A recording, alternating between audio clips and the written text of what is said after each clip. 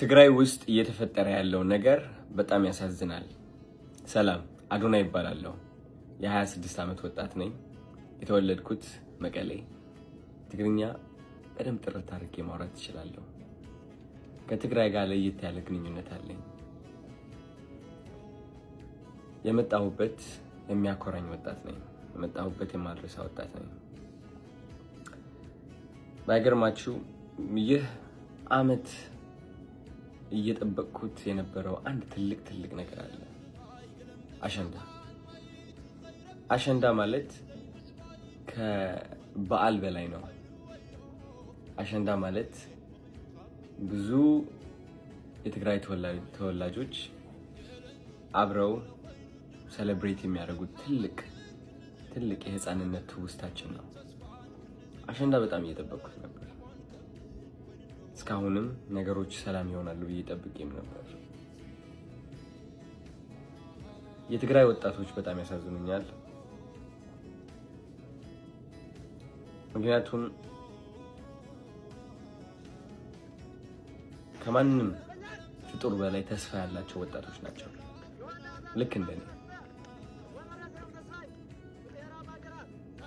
ያለፈው ዓመት አሸንዳ ስመለስ ወደ መቀሌ የተሰማኝ ስሜት ምን እንደሆነ ልንገራችሁ። አብዛኛው ወጣት ምን ያህል እየሞከረ እንዳለ፣ ምን ያህል በእግዚአብሔር እየተማመነ እንዳለ ነው ያስተዋልኩት። ምን ያህል ተስፋ እንዳለ። የእነዚህ ወጣቶች ተስፋ ግን ባጭሩ እየተቋጨ ይገኛል። ብዙዎቻችሁ ሰምታችሁ ይሆናል አሁን እየተፈጠረ ያለው ነገር ትግራይ ውስጥ። በጣም አዝኛለሁ። አሸንዳ አንድ ወር ቀርቶት እኔ የጠበቅኩት ትግራይን ከፍ ማድረግ አለብኝ፣ ወጣቱን ማነቃቃት አለብኝ ነበር። ግን በዚህ ሰዓት እንደዚህ አይነት ነገር ያጋጥመኛል ብዬ አላሰብኩኝም። ከብዶኛል ለራሴ። እነዚህ ወጣቶች ያለቻቸው ጥቂት ተስፋ ይዘው ለመጓዝ እየሞከሩ እያለ አሁን እየተፈጠረ ያለው ነገር ግን ተስፋቸውን በአጠቃላይ የሚቋጭ ነው። ውጊያ የእነዚህ ወጣቶች ጠላት ነው። አይናቸው ስመለከት፣ ፊታቸው ስመለከት ጀግንነት ይታየኛል። እነዚህ ወጣቶች ውስጥ ጀግንነት አያለው። ግን የማየው ጀግንነት የውጊያ ጀግንነት አይደለም። የማየው ጀግንነት የተስፋ ጀግንነት ነው። የሰላም ጀግንነት ነው። የመለወጥ ጀግንነት ነው። እነዚህ ወጣቶች ውጊያ መግባት አለባቸው ብዬ አላስብም። በዚህ ዘመን ውጊያ ወደ ኋላ እንጂ ወደፊት ሊወስደን አይችልም። እነዚህ ወጣቶች ይበቃቸዋል። አሁን የሚያድጉበት ጊዜ ነው። አሁን የሚለወጡበት ጊዜ ነው። እኔም እነሱን ለማስተማር፣ ወጣቶቹን ለማነቃቃት ራሴን በጣም ሳዘጋጅ ነበረ። በተቻለኝ አቅም እንዴት አድርጌ እነዚህ ወጣቶችን ተስፋቸውን ላስቀጥል፣ እንዴት በራስ መተማመናቸው እንደገና እንዲመጡ ይችላል፣ እንዴት ቀና ብለው እንዲሄዱ ላግዛቸው፣ እንዴት ውስጣቸው ላይ ያለው ፍርሃት ለመቅረፍ ይሞክሩ። እነሱ ያለፉትን ነገር ባላልፍም ግን ልክ እንደ አንድ ወንድማቸው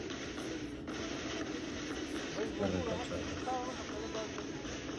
የውጊያ ጓደኞች ያጣሁበት ውጊያ ነው። የውጊያ ወንድሞች ያጣሁበት ውጊያ ነው። እመኑ። እንዲደገም ግን አልፈልግም። ያመኛል በጣም። ታሪክ መደገም የለበትም። ከፍ ብለን መገኘት አለብን። ከታሪካችን ከፍ ብለን መገኘት አለብን። መስተካከል አለብን። በጣም ይህ መልእክት ለኢትዮጵያውያን ይሁን፣ ለሁላችሁም። ትግራይ ስትባል መሬት የምትመስላችሁ ከሆነ ተሳስታችኋል። ትግራይ ስትባል ብሔር የሚመስላችሁ ከሆነ ተሳስታችኋል። ትግራይ ከዛ በላይ ነች። ትግራይ ማለት ኢትዮጵያ ነች። ኢትዮጵያ ማለት ደግሞ ድንበር አይደለችም። ኢትዮጵያ ማለት ብሔር አይደለችም። ኢትዮጵያ ማለት